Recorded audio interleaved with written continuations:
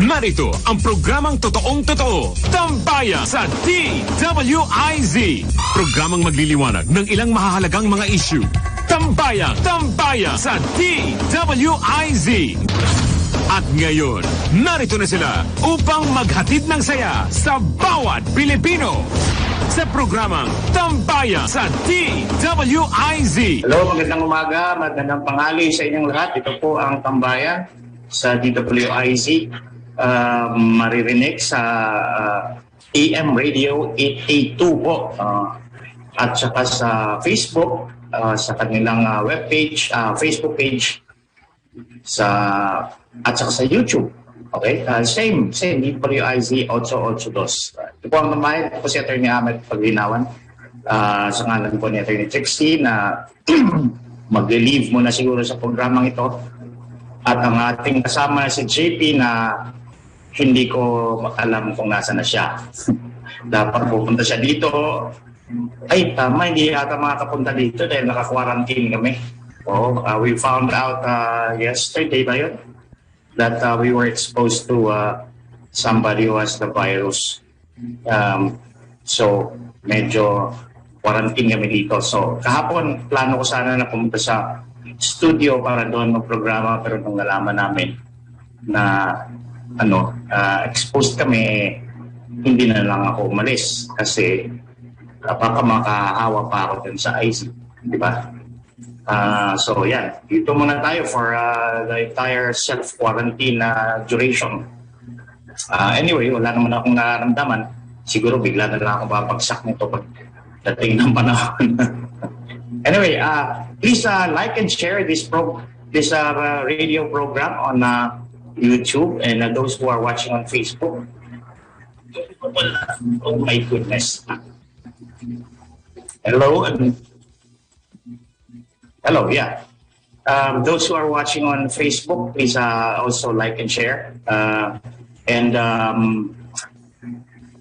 you can send your messages, but I just don't have the number here. But the DWIC has a number for your comments and your feedback that will be later on flashed in this show. Okay, what do we talk about? Yesterday, yesterday afternoon, na press conference po si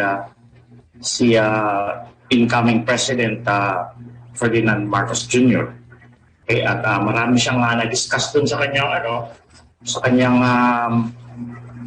press conference, sa press briefer na natawag. At isa doon ay yung kanyang pagtutok personally in his capacity as president, and at the same time siya yung secretary of the Department of Agriculture. Okay. Pwede ba itong gawin? Dalawang posisyon ng isang opisyal ng gobyerno, lalo na kung siya yung Pangulo. Hindi ko bago ito dahil ginagawa na po ito ng mga Pangulo sa nakalipas. Halimbawa si Erap, I think, he handled the ILG, and then si Gloria, Foreign Affairs, if I'm not wrong about that. At saka si Norimay, I think he also did the same thing. DILG din yata siya. Most of them would easily find the Department of Interior and Local Government the easiest to handle at the same time as being president, kasi para na rin siya nagpapatakbo ng maliit na pansae sa local government, because you have the parallelism of the local government officials with the department of the National Office of Department ng presidente ng kanyang kabinete. So parang pareho lang sila ng structure. Okay? So pwede po yung gawin. Pero ang sweldo nila, ang compensation salary nila will be the bigger of the 2. So kung mas mataas yung sweldo ng presidente, and usually yung sweldo ng presidente yung tinatanggap nila, and not both. So yung isa lang. Kasi bawal po sa ating batas ang double compensation. Pwedeng i-employ ka ng 2 beses, marami ang trabaho, pero isang beses ka lang mabayaran. That is the rule. Okay. I cannot see the feedback from YouTube at saka Facebook kasi I am directly using Zoom. So yung mga nagko-comments dyan, maybe later on the break I will open the Facebook app so I can see you in our feed there on Facebook. But meanwhile, just type away your comments there, no? Anyway, ano ang ibig sabihin nung dual function ng presidente na pinili niya bilang Pangulo at saka head ng DA ng Department of Agriculture? Well, ang ibig sabihin niyan, yung kanyang pinaka-main na thrust sa kanyang program of government, which to him is the agriculture development, parang re-empowerment of the sector of agriculture, which means yung kanyang programa sa kanyang plataforma ay mas lalo siyang nabigyan ng pagkakataon na patunayan na meron talaga siyang plano dyan at ito talaga yung gusto niyang gawin. Diba? That he will not be leaving it to other people like a secretary of Department of Agriculture na hindi siya ibang tao. Kasi siya mismo ang nakatutok doon. And I think that is just as well. Dahil who would know the plan better than the person who made the plan? Diba? Okay. So, it's probably for the better because it wouldn't be an extra effort for him because he has already planned for that part of his platform, of his plans, diba? Of his plan of government. So, alam na niya yan, inside out niyan, kung anong mga problema, mas madali niyang masolusyonan dahil maiisip niya na kaagad kung ano yung mga possible problem points na nandun sa kanyang plano. Okay? And if you think about it, kung from the taxpayer's point of view, imbis na 2 yung babayaran mo lang sweldo, isa lang. So, okay na rin yun. And the same is true with our Vice President, who is also handling the portfolio of the Department of Education. Then, isa lang din ang susweldohan natin doon instead of 2. So now we are actually saving on money for instead of 4 people, we only pay 2, and the work of 4 people would be done, are expected to be done. Okay, so medyo na-streamline lalo na sa simula ngayon na we are coming out of a pandemic. Our economy is parang bagong panganak na naman siya uli. Okay, and I heard yung ating stock exchange would be going on a new direction, which is to stop operating. I hope that's not true. But if it is true, then baka baka papapalitan yan siya later on when we have a better situation. We are in a better financial situation sa bansa at ang ating mga business sector ay maka-bounce back, ano? But yun nga, in terms of government and the capacity of the president and the vice president to handle line agency, a cabinet agency, it's not a novel thing, and it's already been done many times. Mostly under the Constitution, yung Vice President is almost always doing that, except for the sitting vice president who began to serve as the concurrent, I think, ano ba yung sa kanya? Kalimutan ko kung ano yung kay Vice President Robredo. Nasa ano rin siya sa member din siya ng isang agency or committee, I think. For a while, she was with the anti-drug committee, and then she was not part of it anymore. So suddenly, I don't know what goes on there. But it's not surprising for a vice president to do that. But neither is the fact that the president would directly handle a line agency.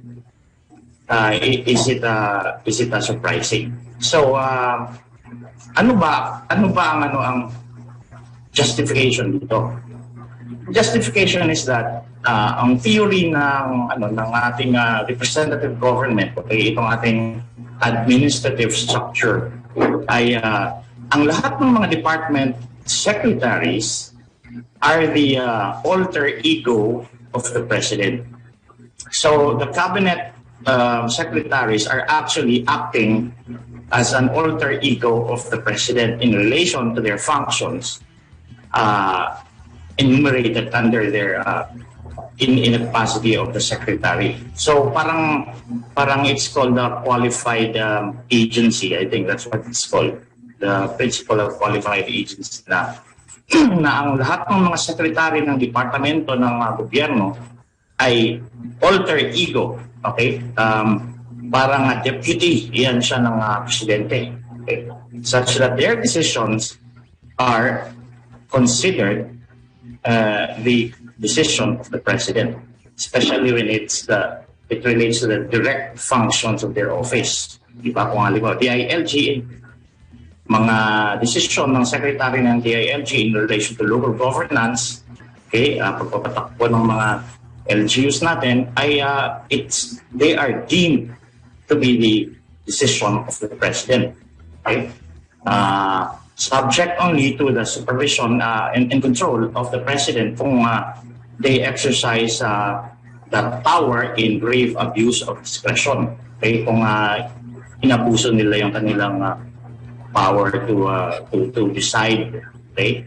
So merong ganong prinsipyo sa ating constitution na that would allow this kind of arrangement. Okay?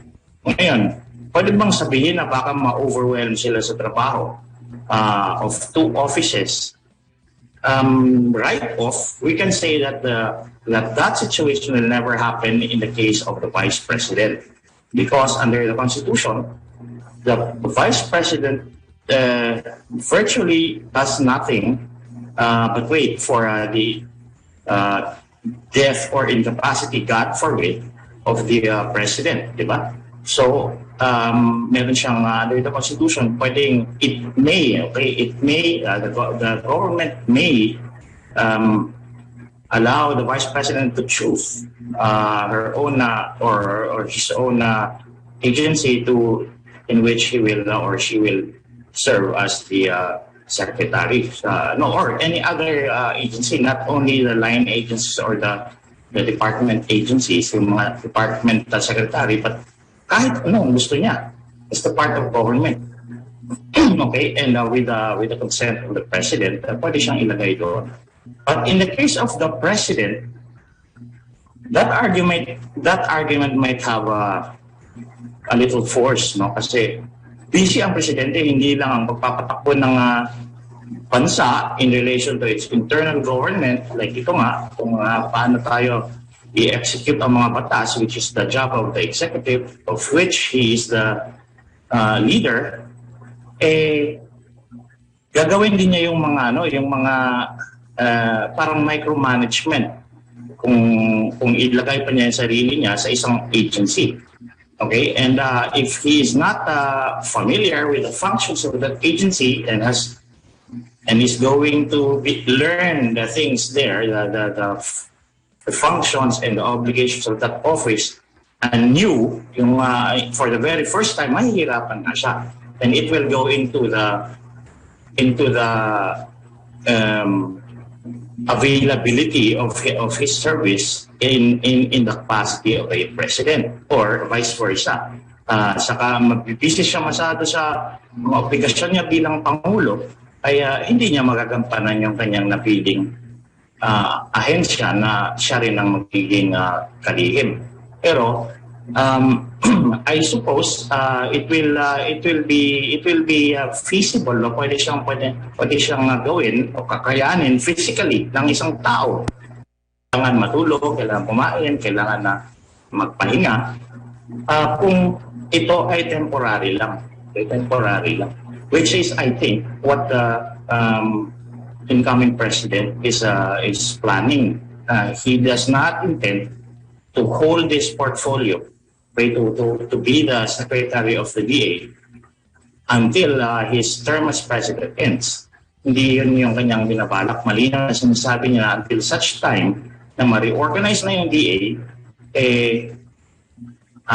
siya muna. So pag na-reorganize na yan at maayos na, smooth na, maglalagay na siya ng kanyang magiging representative dyan as qualified agent, di ba? So yun na yung magiging magtutuloy ng kanyang programa bilang secretary ng DA. Okay, and that's completely allowed by our legal system and the Constitution. So walang problema dyan. Ngayon, meron akong mga nakikita mga comments sa social media na nagsasabi, ganit naman itong taong to.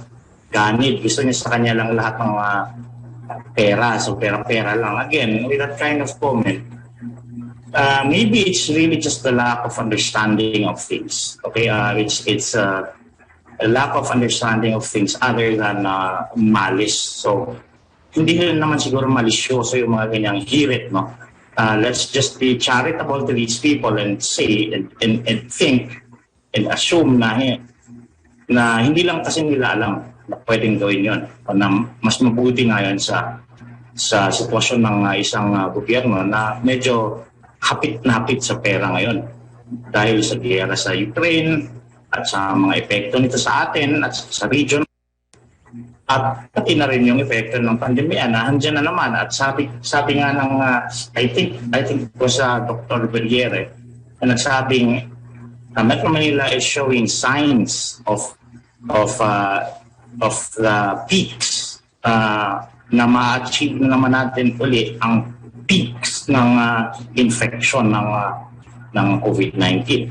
So, parang lumalabas na dadami man na naman uli ang magiging mai-infect nito because siguro factors like nagiging ampante na naman yung mga tao, lumalabas na naman, even us. Ngayon, sa kahaba-haba ng itong pandemya natin, hindi man lang kami na exposed. But now, di ba? Na-expose na talaga kami for our efforts not to just to follow the protocols. Ito na dahil wala nang choice. Si Attorney Trixie had to go out to prepare for the transition because she is slated to become the secretary of one of the departments of the incoming president. Kailangan nilang magtrabaho kasama niya yung kanyang mga assistants at doon na sila na-expose. Siyempre, kami rin dito na-expose dahil nag-guest si Attorney Trixie, nag-uusap kami every day for plans, for what to do sa aming law firm na ngayon iniiwanan niya muna at saka doon sa ating page sa Facebook at sa YouTube na Luminous, di ba? So araw-araw kami nag-uusap niyan and every other chance we get. So we really have to deal with contact, di ba? And yun, alaman namin na yun nga, na kami, na-expose na kami. Alright. Okay. So, yan yung sitwasyon ng ating presidente. But meron pa akong isang napansin dito sa incoming president, si Ferdinand Marcos Jr. Mukhang totoo nga yata, may basis nga yata yung parang feeling of unease nitong mga anti-Marcos voters and organizations and people dahil this guy this incoming president seems to know exactly what he wants to do. He has a single bull-headed plan, okay, and when it comes to starting off with implementing the plan, alam niya anong first step and definite yung mga first steps niya when he appointed people, the early appointments na ginawa niya, they were definite. There were no doubts about it. Na talagang, I choose these people. Mag-apply sila hindi, I choose them. Okay? And I asked them, and these people are graciously accepted. So ito yung tao na for all the bad press about him, he seems to be knowledgeable of what he is doing, of what he is intending to do in relation to his position as an incoming president and maybe later as a president. And mukhang magkakatotoo na this is another Marcos. Okay? And to me, that is a valid statement because so far, he is in fact showing his being a Marcos, which is knowing what exactly he's talking about and he's doing. Unlike some other candidates who didn't win, medyo mausok, di ba? Parang malabo yung mga pinagsasabi o mga plano. Sobrang general, nothing specific, and sometimes not even understandable. Di ba? Parang anong sinabi ng ano kayang kahulugan nun? Ganyan ang dating. Pero itong taong to, if you do not agree with me, that's fine. But to the people who want to listen to me, they will understand what I'm telling them because they want to understand.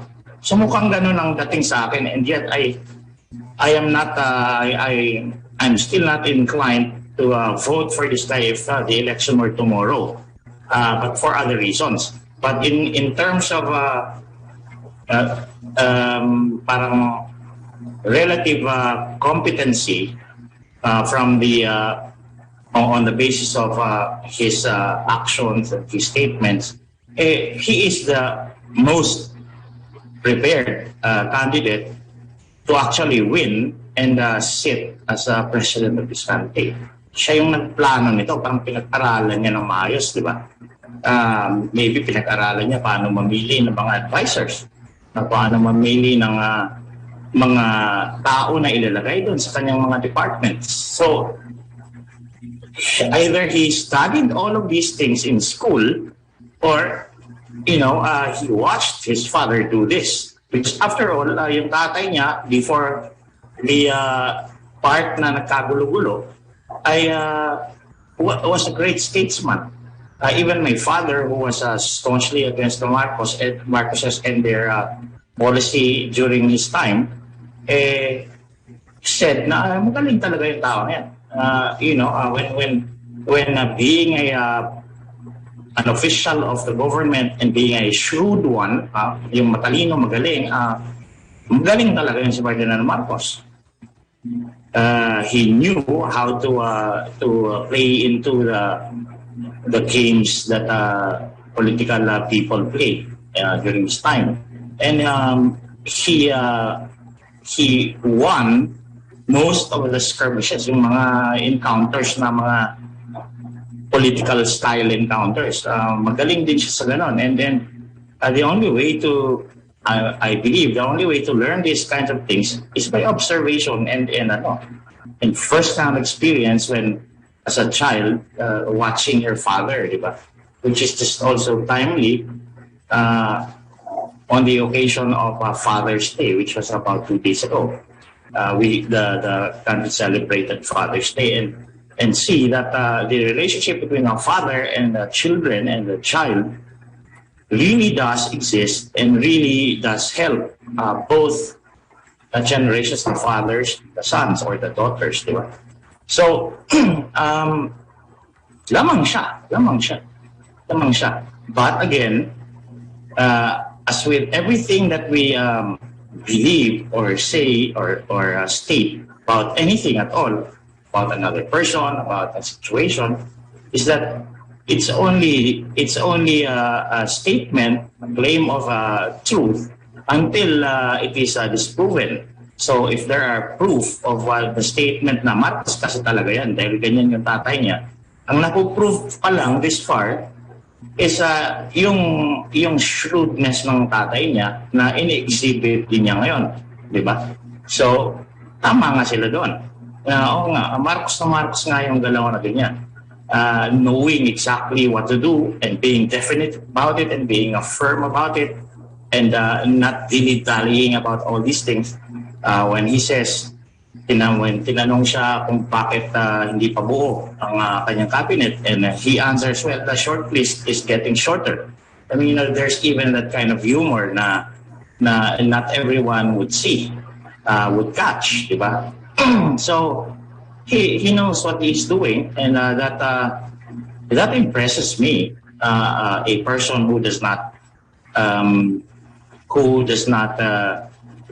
pre-like the Marcoses because if 10 years ago I was an anti-Marcos, maybe until now, but I'm only anti-Marcos in relation to the things that he will do, which would be wrong. But right now, I'm just a disinterested citizen, commentator on radio and on social media, who wishes to not have prejudice against this person and every other person in the government or even in private life. So, prejudice ang punto ko. Yung prejudice na babalikan natin after the break kasi ang oras ay 12:30 na po ng tanghali. We will be back. Muli nating balikan Tambayan sa DWIZ. Babalik ang Tambayan. Ito po si Attorney Ahmed Paglinawan. Yan, maayos na naman yung ating kasi kanina hindi ko makita yung mga comments ninyo. Ngayon, okay, I can see them. Can you hear me? Can you tell me if you can still hear me? All right. Okay, continuing. Prejudice. I was talking about prejudice and what does it mean? What does it mean?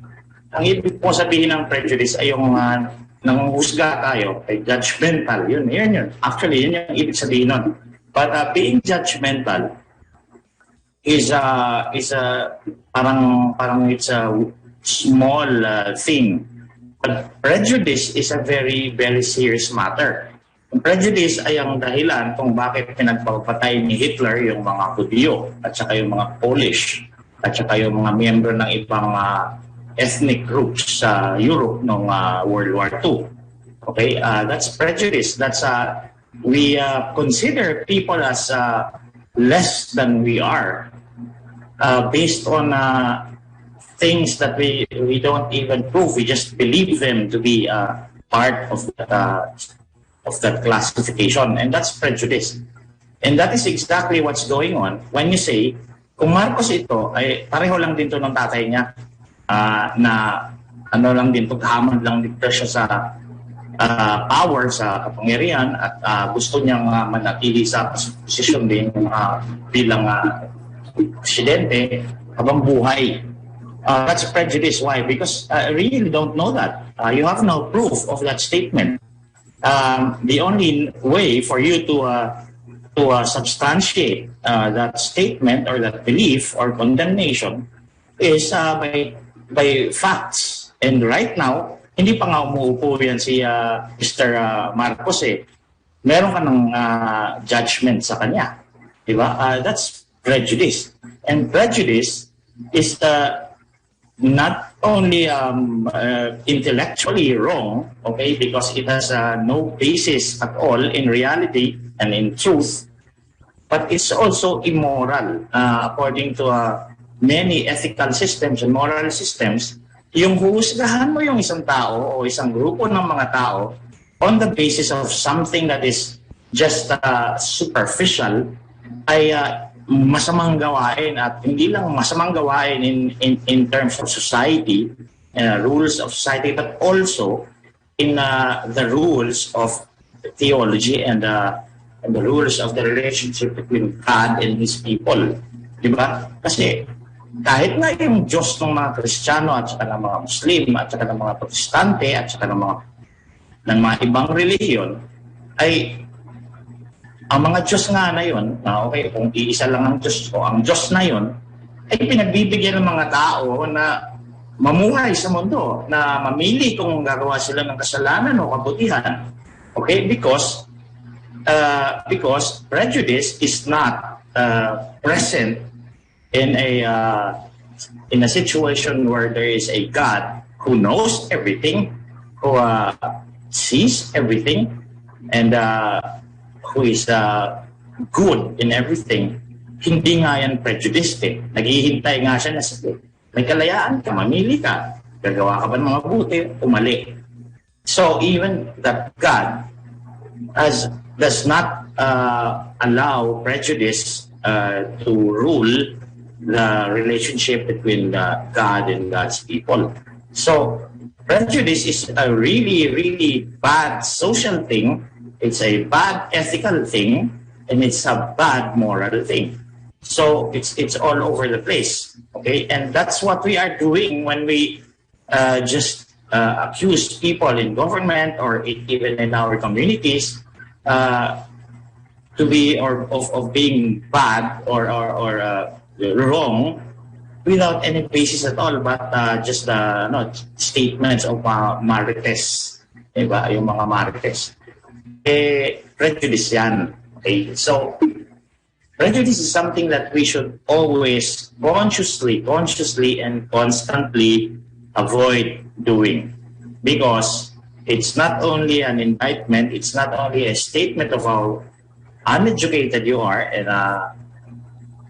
and how much information and education you lack in terms of social graces, but also if you believe in a God, in a system of faith, in a forgiving God, that you are living here and after you die you go somewhere, either you're being punished or you're being rewarded, prejudice is a great sin.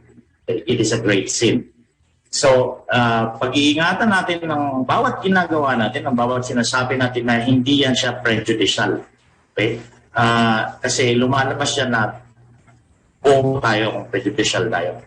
So that when we say, this president is useless, ganito, ganyan, dahil Marcos siya, that's prejudice. Okay? And everything that attaches to prejudice attaches to that person. If a prejudiced person is stupid, uneducated, immoral, then the person who does prejudice or prejudging is those things. Okay? And we don't want that to be happening to us. We don't want to be called prejudicial. Diba? Even in our legal system, ganun din. Pinagbibigyan ng mga akusado in criminal cases to be heard first before being adjudged as either guilty or innocent. Diba? There is no prejudice. So and prejudice goes both ways. Not only negatively but also unfairly positively. So that pag sinabing Marcos kasi yan, kaya magaling yan, walang masamang gagawin yan, that is also prejudice.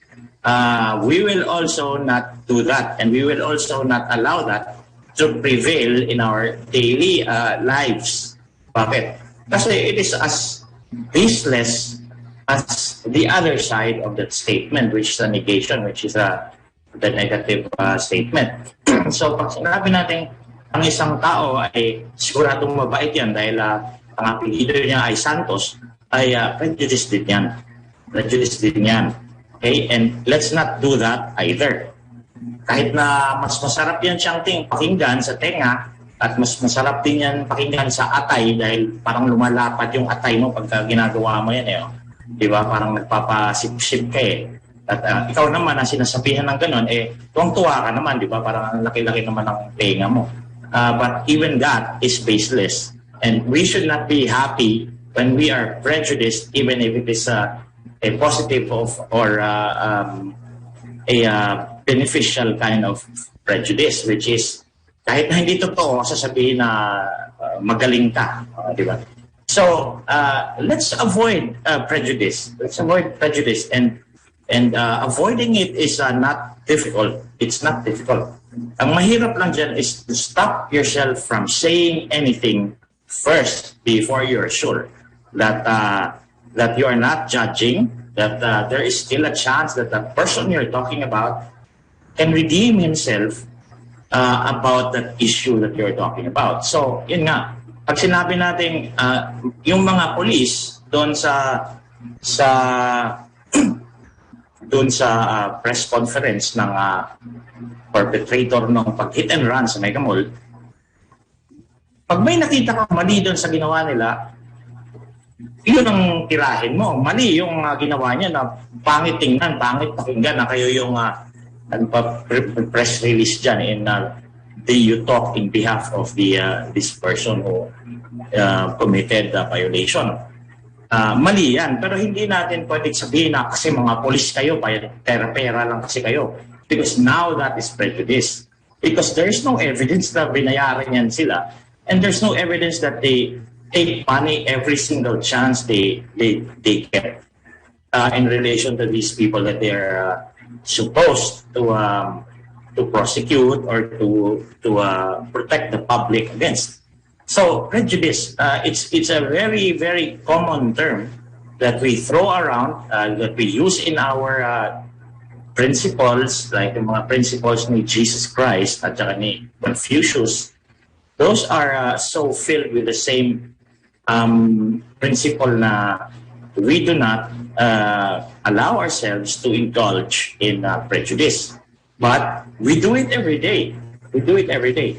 When we see people, mga chismosa, mga marites, we already have a preconceived idea of the entire personality of this person we call marites.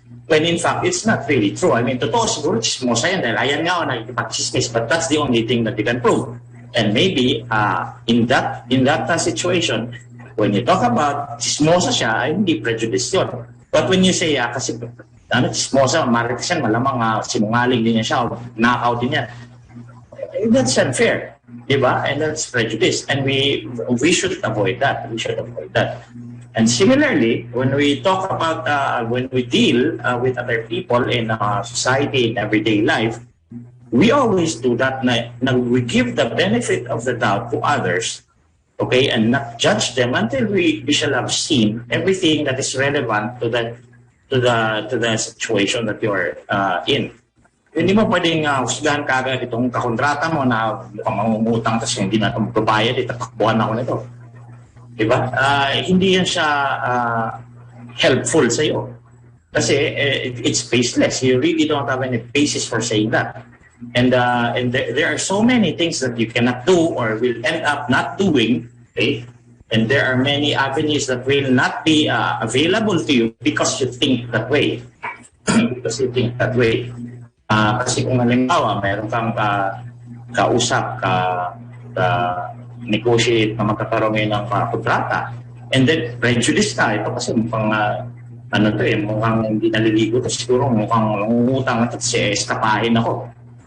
So hindi ka na makapagkontrata sa kanya. Yun pala, bagong milyonaryo ito dahil sa sipag niya, biglang yaman, gusto niyang i-invest yung pera para makatuling sa ibang tao, you miss the chance, di ba? You miss the chance. Okay? And kung itong mga bagay na to ay nakakatawa or nakakatuwa or parang di ko kasi nakakatuwa naman din talaga pag-usapan mga marites, yung mga politiko na sinungaling, ganyan. But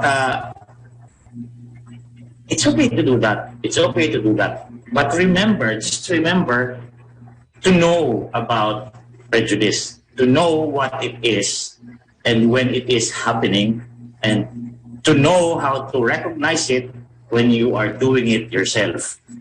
Okay? Kasi yan yung sign na you are an educated person, that you are properly trained in the good manners and the right conduct kind of thing, and that you are serious in your own principles, na may prinsipyado kang tao.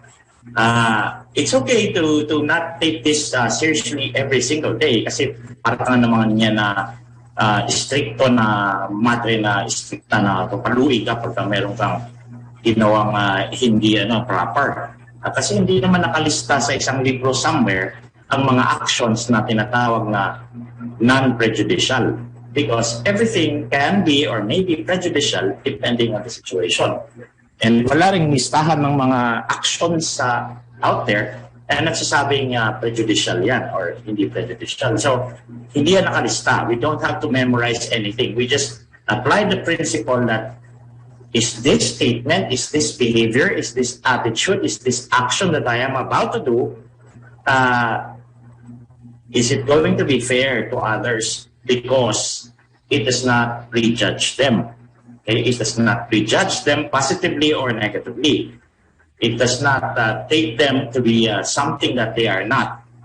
Okay? So let's just be aware of this, because this is a necessary human tool to be successful in life. Okay? Wherever you go, you have to know this thing. You don't have to stick with it every day and every minute of your life, and you can laugh about it all you like, but just have it in your box, so that when you find yourself in a situation where people would observe your level of intelligence, your level of awareness about certain things, makikita nila na, okay, ito alam din yan na yung prejudice, kahit na nagbibiro siya dyan, and that's prejudicial joke, biro lang yun. At least, alamin mo yan. At least, alamin natin yan. That when we are being prejudicial, that we know that we are being prejudicial and that maybe we are joking about it. Na pwede nating bawiin na actually biro lang yan. Hindi naman talaga masasama lahat ng mga negro. That is prejudicial kasi pagka sinabi mo dahil mga negro yan, mga killer yan sila. That is wrong. That is racism. And racism is an expression of prejudice. Meron ding pagiging homophobic. Okay? Ang homophobia is another form of prejudice. Yung bigotry, di ba? Yung pagiging racist, yung kay Hitler, prejudice yun. Okay? At saka yung pagpuputsa natin sa mga squatter, although it is reality, pag sinabi mga squatter, nakatira sila sa squatters area. But does it mean that they're bad people, that nothing will come out, nothing good will come out of that settlement? Hindi naman. Diba? And that part is prejudice. So we always have to gauge the things that we do, the things that we believe, the things that we enact in everyday life, especially when it relates to other people. We have to gauge it against the standard of what is not prejudicial. Okay, what is not prejudicial? Kasi when you start off your series of actions with a prejudice, everything else after that would also be prejudicial, and that will just really increase in its effectivity in proving that you're a stupid person. Okay, that you are really a really stupid person.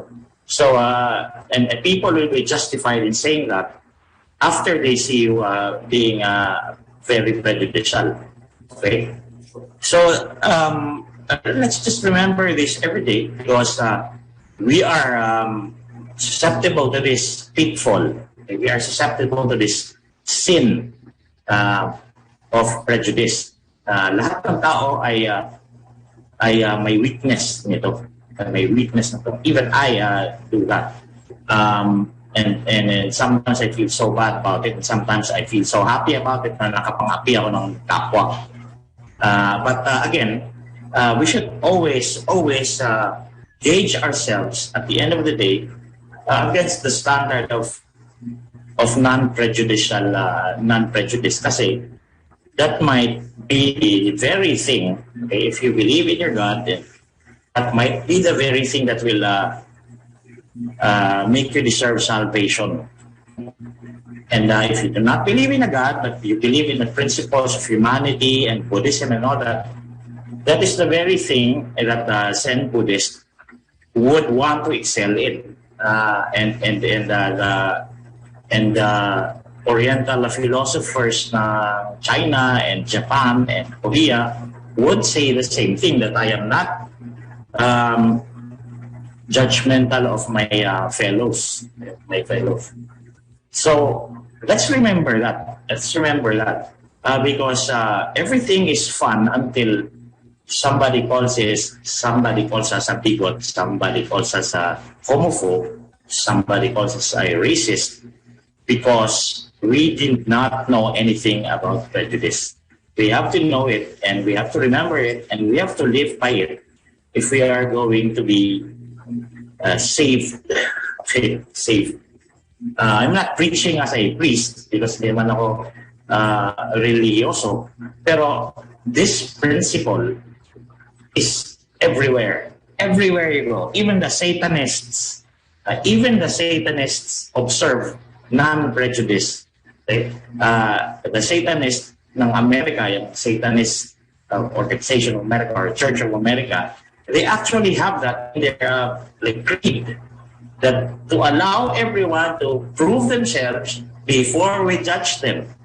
Okay, and that's an extraordinary support for this principle, that even the Satanists, the people who believe in the exact opposite of what the Catholics and the Christians do, they believe also that prejudice is wrong.